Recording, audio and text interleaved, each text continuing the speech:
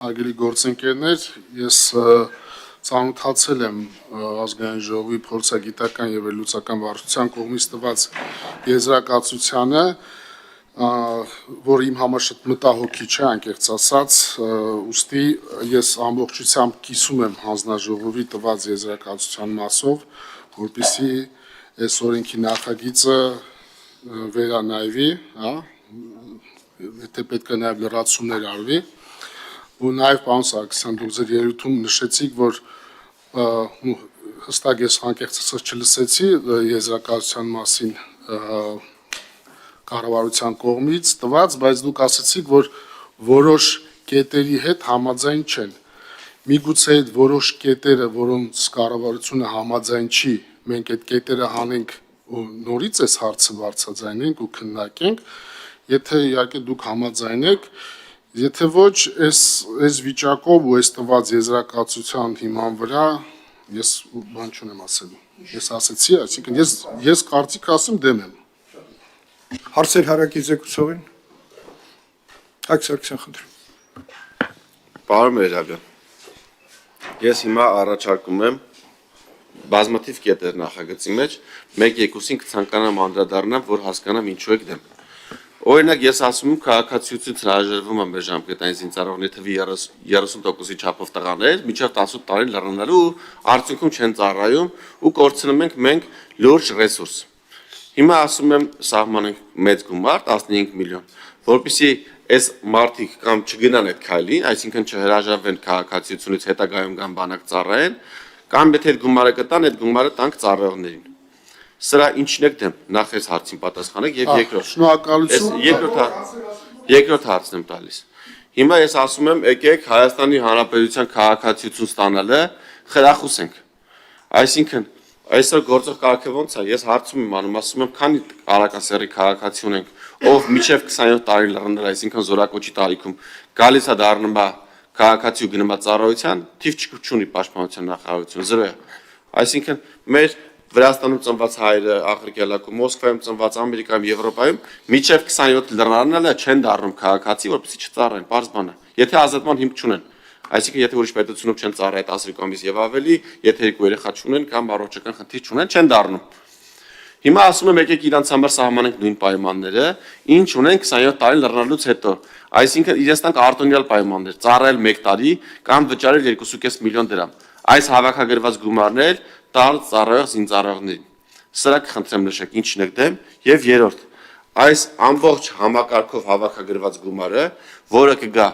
որը արդեն հավաքագրվել է կարճաժամկետ ծառայության կամ չծառայելու դիմաց, որը մենք ընդունել ենք 24 թվականից 2 միլիարդից ավել գումարը հավաքագրվել։ Հիմա ասում եմ եկեք այս գումարը ուղենք ծառայող զինվորներին, ինչպես անում են մի շարք զարգացած երկրներում։ Հաճախ բերում ենք Իսրայելի փորձը, որը այնտեղ մարդիկ հաճույքով գնում են ծառայության։ Ինչու՞։ Որովհետև ժամկետային զինծառայողները ստանում են 500-ից 1000 դոլար աշխատավարձ։ Մենք տալիս ենք 3600 դրամ դրամական ապահովում։ Այսինքն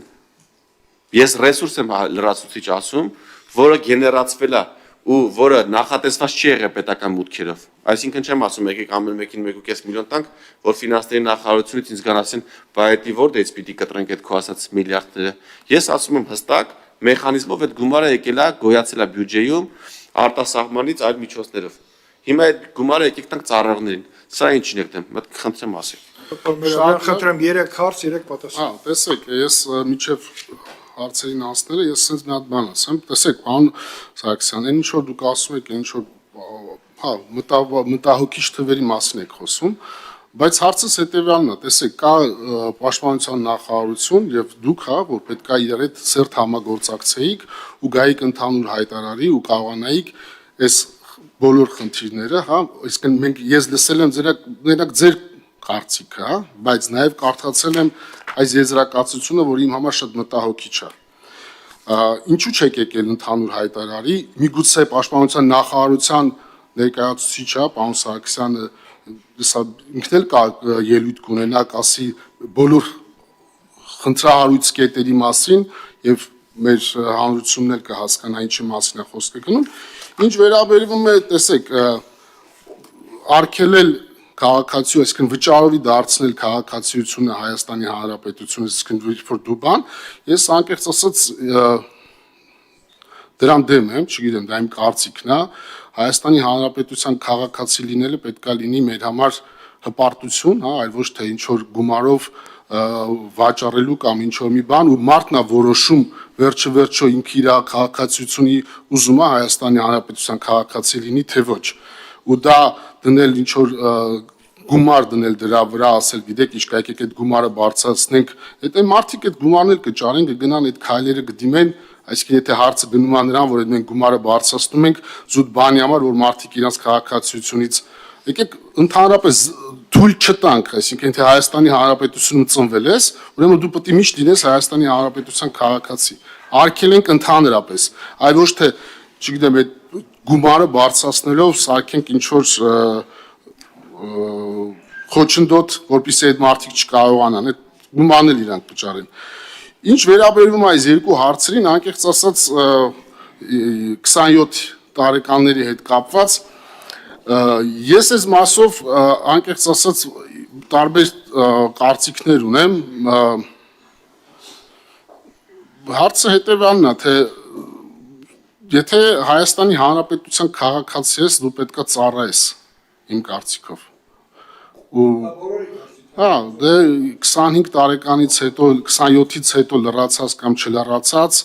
մի քիչ չգիտեմ ես այս հարցին մի քիչ դժվարանում եմ պատասխանեմ չեմ կարող պատասխանել, թե իմ համար շատ տարբեր, в общем, կարծիքներ ունեմ, չեմ կարող ասել։ Գումարի հետ կապված մենք այս սրա մասին խոսացել ենք, այն սկզբանը, որ դուք ասում եք, որ դառնա վճարովի եւ այդ գումարը գա բանակին, այսինքն զինվորականներին ծառայության, ես անկեղծ ասած այս հարցի պատասխանը նաեւ ուզում եմ, որ պարոն Սարգսյանն էլ տա, հա, այդ միտքի հետ կապված այն ձեր շրջանակներում, որ մենք օրինակ 27 տարեկանից հետո այն բոլոր քաղաքացիները, ովքեր չեն ուզում ծառայեն, գալիս են վճարում են այդ գումարը, այդ գումարների շրջանակներում ես եթե հնարավոր է ես ձեզանից կուզենայի եկել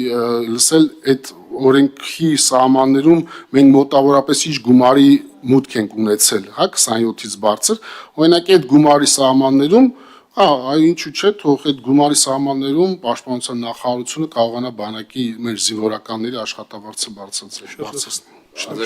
Չէ, դուք չեք կարողանում։ Հարց եք տա։ Որպես հարցը տվել եք, հարցի պատասխանը ստացել եք։ Հարց տվող արձագանքում է։ Ուզում եք արձագանքեք նետել ելույթ, խնդրեմ։ Կարևորագույն խնդրեմ, խոսեք։ Առանց այդ մի Արդեն մի անգամ դուք մերժել եք ձեր վերածը, հիմա էլ ուզում եք որ մերժե։ Դուք էլ մեր հետ միասին։ Դուք Ես դրանք անդրադառնամ առանձին։ Անդրադարձու։ Ու ընդհանրապես ինչա տեղի ունեցել, պիտի բոլորը դրա մասին հստակ իմանան։ Պարոն Մեհրաբյան, հիմա որ ասում եք պիտի բոլորը ծառայեն։ Ասում եք 27-ից հետո է պիտի ծառայեն, քաղաքացիություն ստացողները։ Դուք գիտեք, որ այդ կարգավորումը ես եմ մտցրել։ Չէ, ովքեր Հայաստանի քաղաքացի չեն եղել։ Տարիները ո՞նց է եղել Հայաստանում։ Մարդիկ սպասել են 27-ը լրանա, 27-ից հետո եկել դառել են քաղաքացի, ոչ ծառայել են, ոչ գումար են վճարել։ Որովհետև Հայաստանում զինվորական ծառայության տարիք եղել է 18-ից 27-ը։ Այսինքն իմ կուրս ընկերները, ովքեր որ դրսից են եղել Հայաստանի քաղաքացի չեն եղել, սպասել են դառել են 27, դառել են Հայաստանի քաղաքացի, ոչ ծառայել են, ոչ գումար են տվել։ Արդար էր դա։ Արդար չէր։ Ես ինչ եմ առաջարկել։ Ասել եմ, եթե դու կգաս 27-ից հետո կդառնաս քաղաքացի, միևնույնն է պիտի ծառայես կամ վճարես։ Որովհետև դու չպիտի արտոնյալ լինես, ինչա սպասել ես 27-ը լրանա։ Ու այն 18 տարեկանով որ գնում են ծառայում ունեն նույն իրավունքներն ու պարտավորությունները, դու ունես նույն իրավունքները, պարտավորություններն է քո վրա պիտի տարածվի։ Ուսուցիչ սրա արդյունքում մենք ունեցել ենք թե ավել զինծառայողներ, թե 160 միլիոնից ավել հավաքագրված գումար։ Այսինքն դա իմ առաջարկն է եղել, որ պիտի բոլորը ծառայեն, ես եմ ասել։ Հիմա նույնը ասում եմ, մարտ այսօր որ 24-25-ա 20-ա ուզում է դառնա քաղաքացի, այսօր իրան այդ հնարավորությունը տանք, ավել գումարը վեկալենք, իրան է բերենք պայեստազորում գրանցենք, հավելյալ համ պայեստազորային ունենենք համ գումարն է տանք ծառայողին։ Եթե չտանք այդ հնարավորությունը, նա չի գալու մինչև 27, իսկ մինչև 27-ը հնարավոր է երկու երեխա ունենա, արդեն ազատման հիմք ունենա,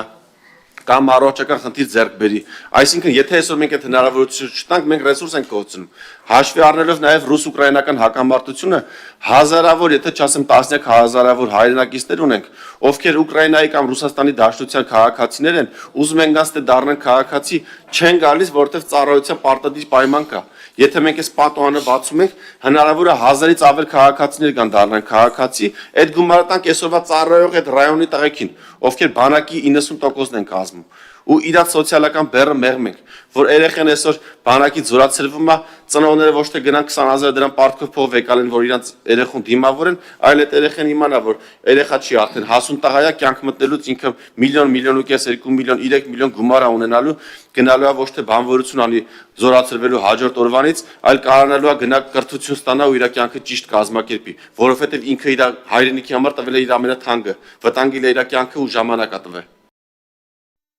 Հավանիչ տեսանյութը եւ բաժանորդագրվիչ նորությունները բաց չթողնելու համար։